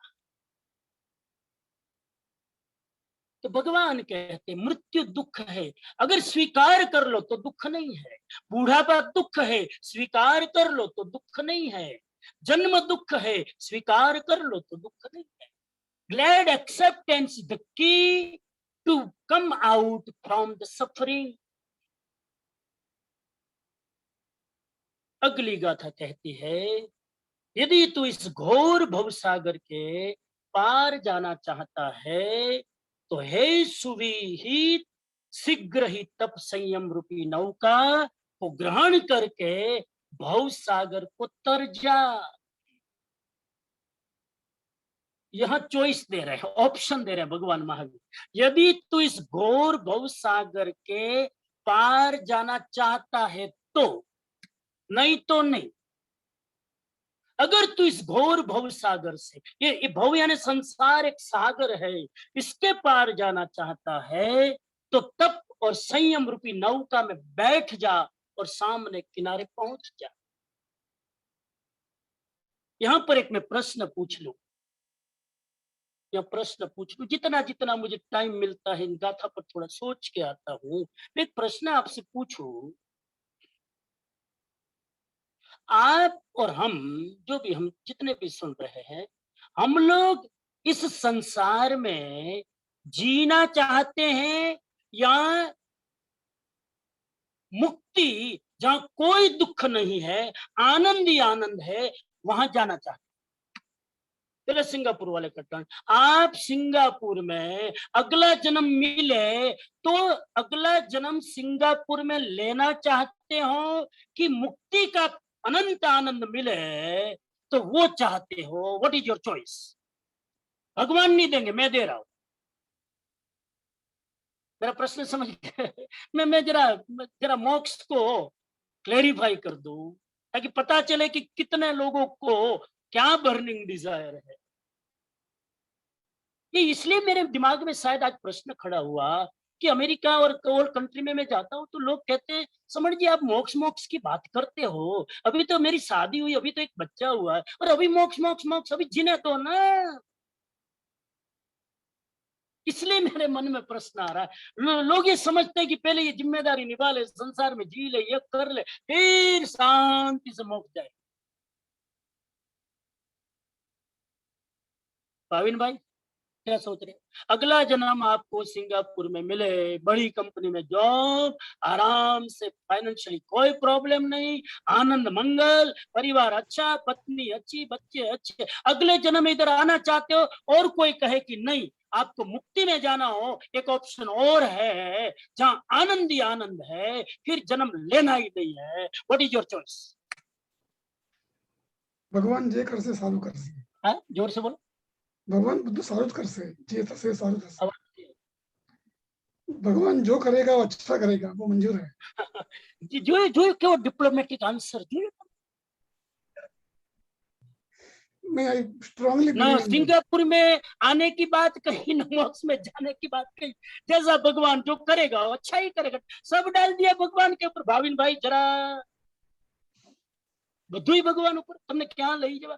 તમારી ઈચ્છા શું? ચલો ભગવાન તો જે કરે એ જ કરશે, પણ તમને કોઈ ચોઈસ આપે, તમારી ઈચ્છા શું? ચલો હાલ, ભગવાને 2 મિનિટ આપણે થોડુંક આરામ કરવા દે, તમને કોઈ કે હું કરું? जो मिले वो स्वीकार स्वीकार करना है। हाँ? जे મળે એ સ્વીકાર કરવાનો। જો જો જો જો જો મને ગોટે ચડાવે છે, હું એમને ગોટે ચડાવવા માટે પૂછું, મને गोटे चढ़ावे।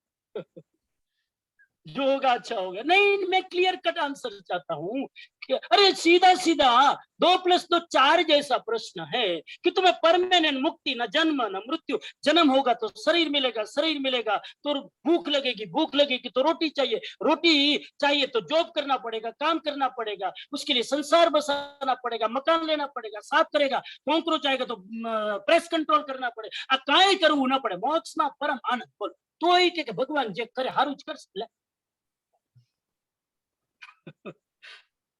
बराबर, बहु अघरा व्यक्ति ने पकड़ो। राजू भाई तमे हूँ क्या? राजेश भाई अनम्यूट करो।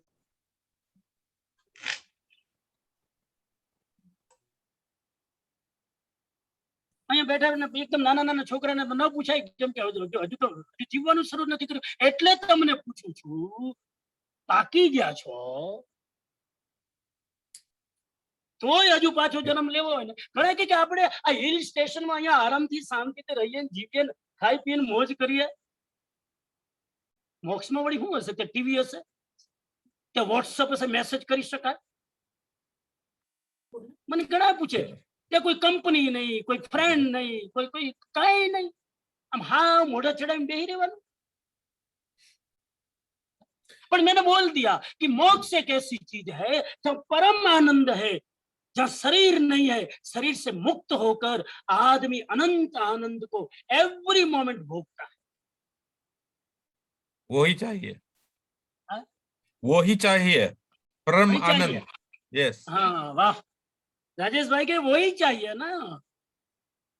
अगर आनंद आपको ऐसे ही मिल जाए, आपके ऑप्शन से चॉइस दिया जाए, तो फिर संसार में सब कुछ करते, आनंद के लिए तो करते। मूवी देखने क्यों जाते 3 घंटा? आनंद मिले। होटल में खाने क्यों जाते? आनंद मिले। वही आनंद भगवान कह रहे हैं, अनंत आनंद आपको मिल रहा है और उसी का नाम मोक्ष है। मोक्ष का शब्द निकाल दो, मैं शब्द यूज करता हूं आनंद। अब मोक्ष शब्द है ना, बहु लोगों ने एलर्जी थी जाए, मोक्ष मोक्ष मोक्ष मोक्ष। यंगस्टर ने तो खास स्वामीओ બધા આવે મોક્ષની જ વાતો કરે। આનંદ આનંદ, મોક્ષની 4 નિશાની બતાવી। અનંત જ્ઞાન, અજ્ઞાનની વાત જ નહીં, ડિગ્રી લીધા વગર અનંત જ્ઞાન। એ તો કેટલું ભણવું પડે, જો હવારથી હાંજ સુધી નવરાત નથી પડતો। અને મોક્ષમાં અનંત જ્ઞાન, વાંચ્યા વગર કોઈ પ્રશ્ન પૂછે ને બે ધડક જવાબ, અનંત દર્શન. અહીંયા બેઠા બેઠા કે દુનિયામાં શું ચાલે બધું ખબર પડે, સીસી કેમેરા રાખવા જ ન પડે. અનંત આનંદ. આનંદ માટે ટીવી ની જરૂર ન પડે, આનંદ માટે કોઈ વોટ્સઅપ ની જરૂર ન પડે, આનંદ માટે મૂવી ન જોઈએ. પદાર્થ નિરપેક્ષ આનંદ સાહેબ. પદાર્થનો આનંદ તો પદાર્થ જેટલી વાર હોય ને એટલી વાર પાછું પૂરું થઈ જાય. શરાબનો આનંદ પીવો એટલે કેટલી વાર તમે ડ્રિંક કરો તો કેટલો આનંદ રહે, બોલો હે ચંદ્રકાંતભાઈ શાહ? અનુભવ કર્યો, ક્યાં જઈને બેઠા છે? જો બેનું બેકગ્રાઉન્ડ તો જો, આમ આમ એને સ્વર્ગમાં, એ તો સ્વર્ગમાં જ બેઠા છે, એને મોક્ષમાં જ છે.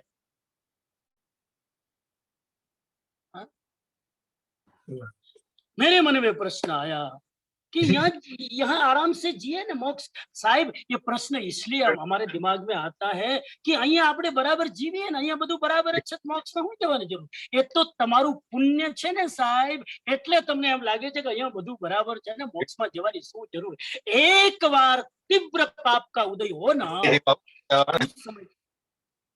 उस समय पता चलेगा. हाँ हाँ बोलो चंद्रकांत. શું કે સાહેબ? એટલે ગુરુવાણી કે જીનવાણીની અગેન્સ્ટમાં નથી બોલતો, પણ એક જિજ્ઞાસાવર એક કર્મ ઉપર તમે જે કોશિશ કરી રહ્યા છે એના પર એક આશંકા છે, એટલે જસ્ટ ક્યુરિયોસિટીથી પૂછું છું કે પૂછવાનું પછી પેલા મને જવાબ આપો, હું પૂછું એને જવાબ આપો. હા, તો આપણે જાણીએ છીએ કે આપણને જે બી થાય છે આપણા કર્મોનું ફળ મળી રહ્યું છે આપણને. હા, અત્યારે હું ચાલતા ચાલતા પડી જાઉં ને માથામાં મારું માથું ભાંગી જાય, લોહી લુહાણ થઈ જાઉં, તો મને ખબર છે કે મારે આ પીડા ભોગવવાની છે, મારું કોઈ કર્મ હશે કે મેં કોઈને પથરો માર્યો હશે જેનું ફળ અત્યારે મળી રહ્યું છે.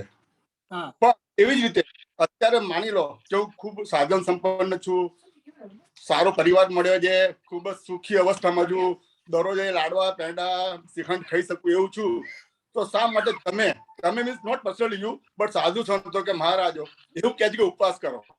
જો મને મારા ફળ અત્યારે મળે છે તો મારે ભોગવવું જોઈએ, ચાખવું જોઈએ, તો હું એને અંતરાય કેમ કરું કે નથી ખાવું? હા, એ વાત તો આપણે પછી કરશું. તો મારો પ્રશ્ન ઉડાડી દીધો. એનીવે મૂળ વાત ઉપર આતા હું કે હું તમને કાલે ફોન કરીશ. હું એપોઇન્ટમેન્ટ પહેલા લઈ લઈશ કેટલા વાગે ફોન કરું, એટલે આપણે વાત કરીશું. पर अभी मैं आपको बता रहा हूं कि ये जो है आनंद जो है वो ऐसी चीज, मोक्ष ऐसी चीज नहीं है कि कहीं जाकर आपको बैठना है. Moksha is not a geographical place. Moksha is your state of your own being. Moksha की परिभाषा શું આપી? मोक्ष ऊपर नहीं थतो, मोक्ष आत्मा की शुद्ध अवस्था का नाम, कर्म रहित अवस्था का नाम मुक्ति है, जहां कोई कर्म नहीं, न अच्छे न बुरे, बैलेंस जीरो.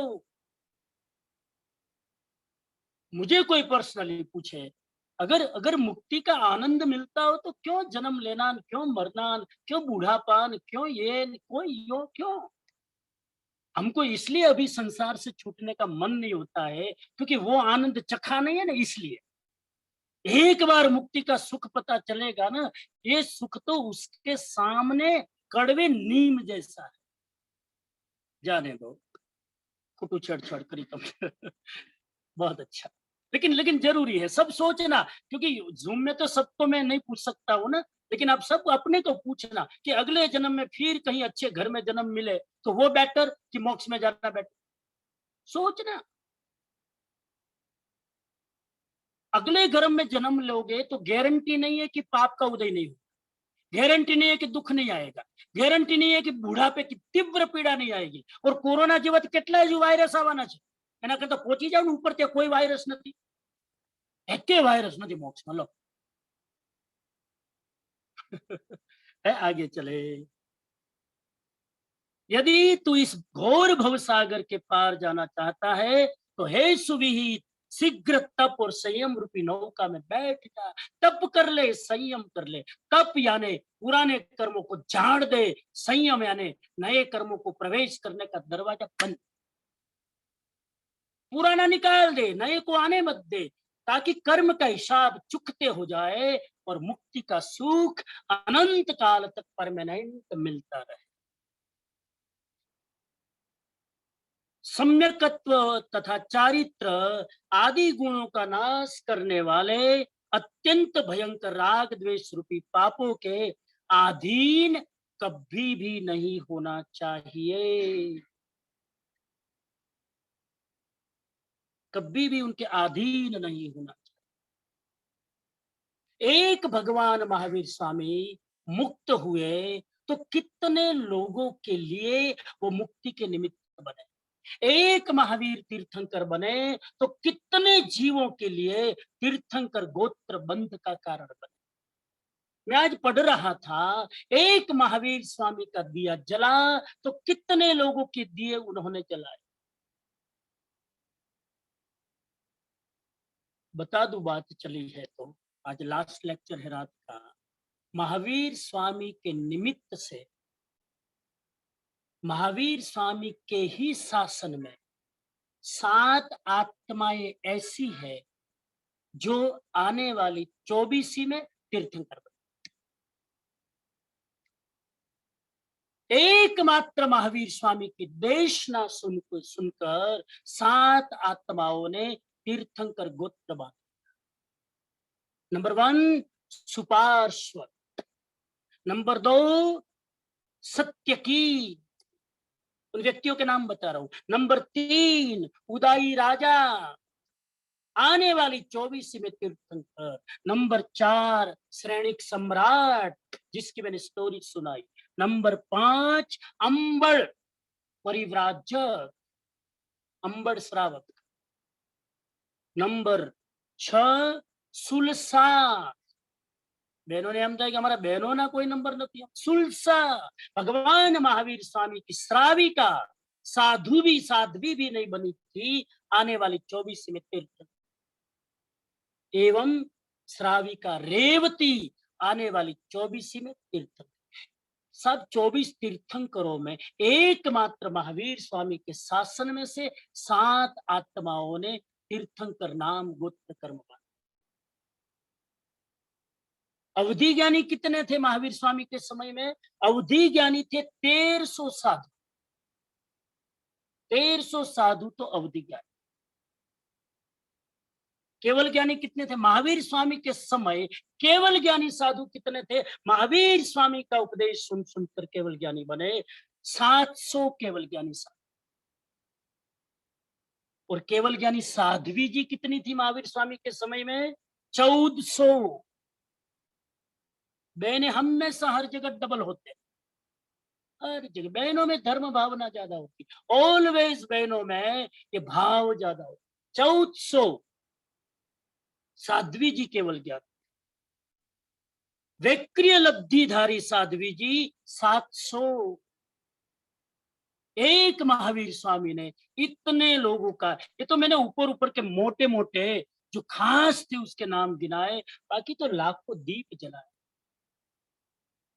भगवान महावीर कहते दुख का कारण क्या है? सभी जीवों को, अरे देवताओं को भी जो कुछ कायिक और मानसिक दुख उत्पन्न होता है वे काम भोगों की सतत अभिलाषा के कारण होता है। देवता भी दुखी है, मनुष्य भी दुखी है, तिर्यंच भी दुखी है। एकमात्र कारण चाहना, कामना, डिजायर, इच्छा, मूर्छा। चा चा चा चा, जितनी इच्छाएं ज्यादा उतना महावीर स्वामी कहते हैं देवता भी दुखी, जीव भी दुखी। मुझे एक बात याद आ रही, एक आदमी ने एक दुकान खोल रखी। दुकान किसकी दुकान खोल रखी थी?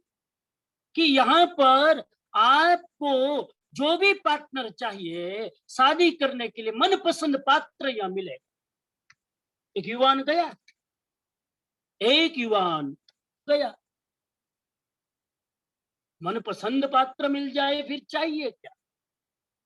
उस दुकान पर बोर्ड लगा था, वहां गया, दरवाजा जोर से धक्का मारा तो अंदर में 2 दरवाजे आए। एक दरवाजे पे लिखा था सुंदर स्त्री, दूसरे दरवाजे पर लिखा था साधारण स्त्री।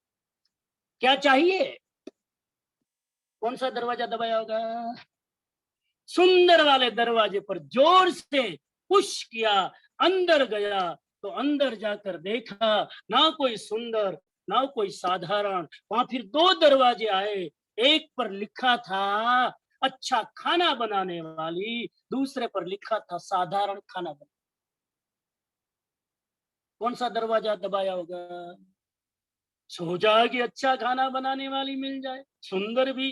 वो दरवाजा दबाया तो अंदर सुंदर खाना बनाने वाले कोई दिखाई नहीं दिया। अंदर 2 दरवाजे आए, एक दरवाजे पर लिखा था अच्छा गाने वाली, दूसरे पर लिखा था गला जन्म से ही बंद है। कौन सा दरवाजा खटखटाया होगा? अच्छा गाने वाली। वो दरवाजा खटाया तो वहां अच्छा गाने वाले कोई नहीं थे। वहां 2 दरवाजे आए, एक पर लिखा था 5.3 की हाइट, एक पर लिखा था 4.2 की हाइट। कौन सा पुश किया होगा? बोल रहे, देखो बच्चे बोल रहे। 5.2 वाला दरवाजा दबाया, जोर से दरवाजा दबाया तो वहां वो कोई दिखाई नहीं दिए। लेकिन वहां जाकर एक दर्पण था, दरवाजा बरवाजा कुछ, एक दर्पण था और उसके ऊपर लिखा था आप इतने गुणों के चाहक हो, एक बार अपना चेहरा भी जरा देख। समझ में आया? आप इतने गुणों के चाहक हो, एक बार जरा दर्पण में खुद का मुंह भी देख लो। हम दूसरों के प्रति इतनी अपेक्षा रखते हैं, अपनी पात्रता का तो कोई ठिकाना नहीं। इसलिए भगवान महावीर कहते हैं आसक्ति सबसे बड़ा दुख है, जिससे वैराग्य उत्पन्न हो उसका आदर पूर्वक आचरण करना चाहिए। कितने बजे?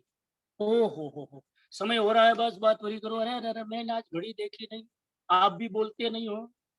देखो, आदर पूर्वक आचरण करना चाहिए। आसक्ति का नाम संसार है, अनासक्ति का नाम मुक्ति है। अपने राग द्वेष युक्त संकल्प ही प्रत्येक दोष का मूल है, इंद्रिय विषय दोषों के मूल नहीं है। ऐसा चिंतन करता हुआ जो तृष्णा से मुक्त है वही सच्चे अर्थ में मुक्त है। अगली गाथा कहती है निश्चय दृष्टि के अनुसार शरीर अलग है, आत्मा अलग है, इसीलिए शरीर का ममत्व छोड़ देना चाहिए। मोक्ष प्राप्ति के लिए आश्रव का दरवाजा बंद करे, विरक्त बने, कमल की तरह कीचड़ में रहे, लेकिन कीचड़ का प्रभाव अपने पर न।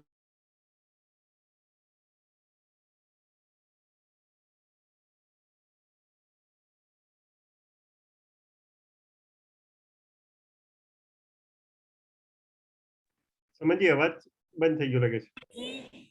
मेरे द्वारा आज खास करके मैं घड़ी नहीं देख पाया। आज तो जल्दी वाइंड अप करना था, लेकिन 2-3 प्रोग्राम और था, थोड़ा अतिक्रमण हुआ, मैं क्षमा चाहूंगा।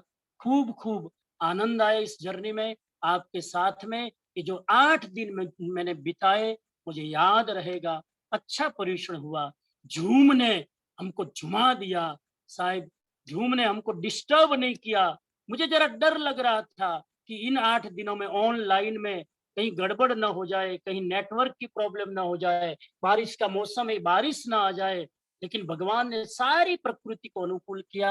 बहुत बहुत आभार व्यक्त करूं आज इस अवसर पर। सबसे पहला मेरा आभार इस तपोवन में, जहां पर हम 7 दिनों से 8 दिनों से पर्यूषण की आराधना जहां से मैं करा रहा हूं, भानवड़ द्वारका डिस्ट्रिक्ट में एक छोटा सा कस्बा, लेकिन बहुत अच्छी प्रवृत्तियां यहाँ पर चल रही है। अभी आपने बच्चों ने जो तबले अलग अलग राग में आपके सामने बजाए, आपने सुने। यहाँ पर टैलेंट एजुकेशन चलता है, कोई किताब नहीं, कोई एग्जाम नहीं, जिसके जो टैलेंट हो उसी की यहाँ जबरदस्त ट्रेनिंग दी जाती है और बच्चों को तैयार किया जाता है। ये जो बच्चे हैं आने वाले 3-4 साल में अपने अपने फील्ड में टॉप पर होंगे, ऐसी एक परिकल्पना लेकर हम चल रहे हैं। तो पहला आभार इस तपोवन विश्वविद्यालय का, जहां से बैठकर मैंने आपको 8 दिन तक आपके साथ कनेक्ट किया। दूसरा आभार सिंगापुर जैन समाज का, कमिटी वाले सब, प्रेसिडेंट परेश भाई, पैनल भाई और जितने पर्दे के पीछे कमिटी मेंबर है, उनका मैं आभारी हूं, क्योंकि इतने सालों से सुन रहे हैं। क्योंकि एक ही एक वक्ता को सुनते सुनते आदमी थक जाता है, नए नए वैरायटी आदमी चाहता है। फिर भी आप लोगों की श्रद्धा और भक्ति। एक बार मैं कोई कार्यक्रम का समापन कर रहा था तो लास्ट में प्रेसिडेंट ने बोला कि जिसको भी मेंबरशिप संघ की बाकी है वो सब टाइम पर दे देना, ताकि अभी जो वक्ता आप सुन रहे हैं उनसे भी अच्छे वक्ता को बुला सके। मैंने सोचा तो एक वक्ता से आदमी थक जाता है, लेकिन आप इतने सालों से 3-4 तो मैंने पर्यूषण कर लिए होंगे, फिर भी आप भाव से सुनते हो, आपका अहोभाव है।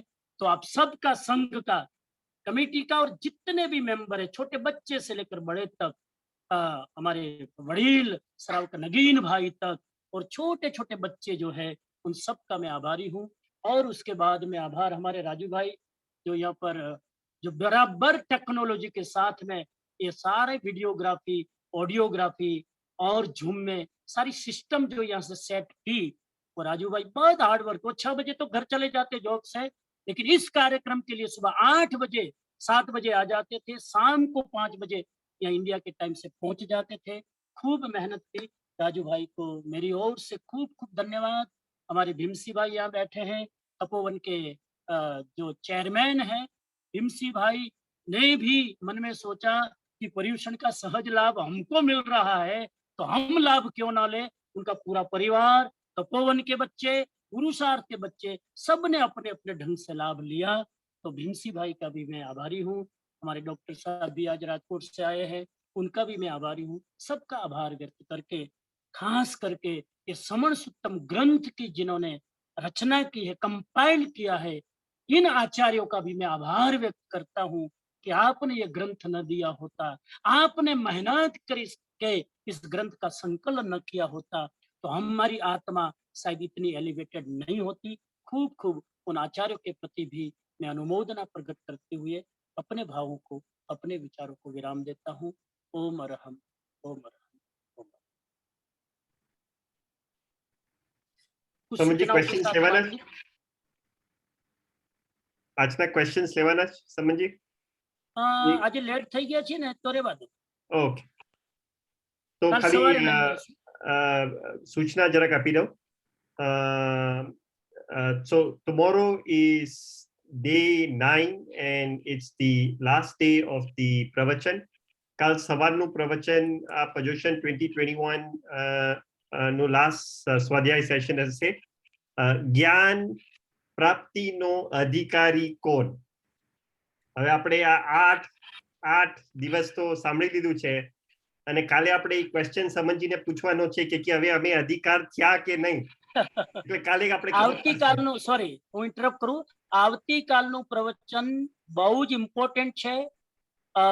વિષય તો હમણાં પરેશભાઈ બોલ્યા, પણ simple Jain way of education, what is the Jain system of education, actually बहुत इंटरेस्टिंग टॉपिक है। तो कल का टॉपिक और कल छुट्टी का दिन भी है, कोई मिस न करे। मेरी ओर से मैं सबको आमंत्रण देता हूं, अधिक से अधिक लोग जुड़े। What is the Jain system of education, actually उस पर मैं कल समण सुत्तम के आधार पर बात। Thank you, go ahead please. અને so don't miss tomorrow's session. Tomorrow also is the Stanakvasi Samvatsari. એટલે કાલ બપોરના 4 થી 5 આલોચના will be on Zoom, and then at 6:15 p.m. please note the time, 6:15 p.m. the Stanakvasi Samvatsari Pratikaman will start on Zoom. So request everyone to join the session. Pachi Ravivare we will have our Samuparna program. We are really lucky and blessed as a Sangh કે આપણી સંઘમાં 29 તપસ્યા થઈ છે. So ખૂબ અનુમોદના to all tapasvis, and સંઘવતી અમે બધાયના સુખ સાત્યા ઈચ્છે છે and wishing all of them well. All 29 tapasvis are going to come together on Sunday live on Zoom.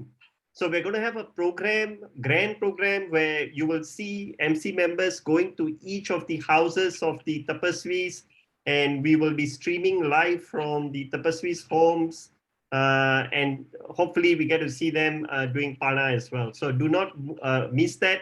And complementing the program, we will have our Bhakti singers singing nice stavans and Bhakti for the Samuparna program as well.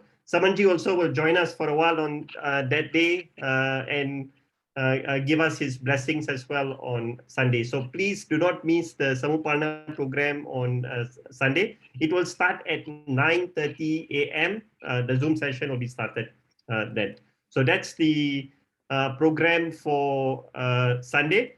And I will do more announcements on Sunday for the subsequent programs for Pajoshan 2021. चलो जय जिनेंद्र समझ जी मांगलिक सुनेंगे आज थोड़ा late हो गए उसके लिए सबके प्रति क्षमा चाहूंगा लेकिन छुट्टी का दिन था इसलिए आपका धैर्य आपकी स्थिरता बनी रही खूब खूब अभिनंदन चत्तारि मंगलम अरिहंता मंगलम सिद्धा मंगलम शाहु मंगलम केवली पन्नत्तो धम्मो मंगलम चत्तारि लोगुत्तम अरिहंता लोगुत्तम सिद्धा लोगुत्तम शाहु लोगुत्तम केवली पन्नत्तो धम्मो लोगुत्तम चत्तारि शरणं प्रवज्जामि अरिहन्ते शरणं प्रवज्जामि सिद्धे शरणं प्रवज्जामि शाहु शरणं प्रवज्जामि केवली पन्नत्तं धम्मं शरणं प्रवज्जामि सर्वमंगल मांगल्यं सर्वकल्याण कारणं प्रधानं सर्वधर्माणां अर्हत् धर्मोऽस्तु मंगलम् अर्हत् धर्मोऽस्तु मंगलम् अर्हत् धर्मोऽस्तु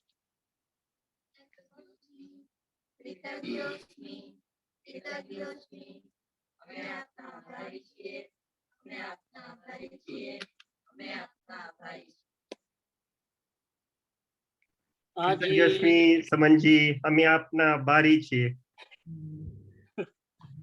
Thank you. You can now unmute yourself and also Nandami Namasami.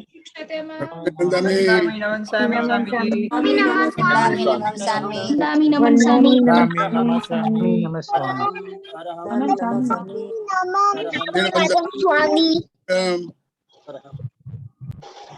Vandami Namam Sami.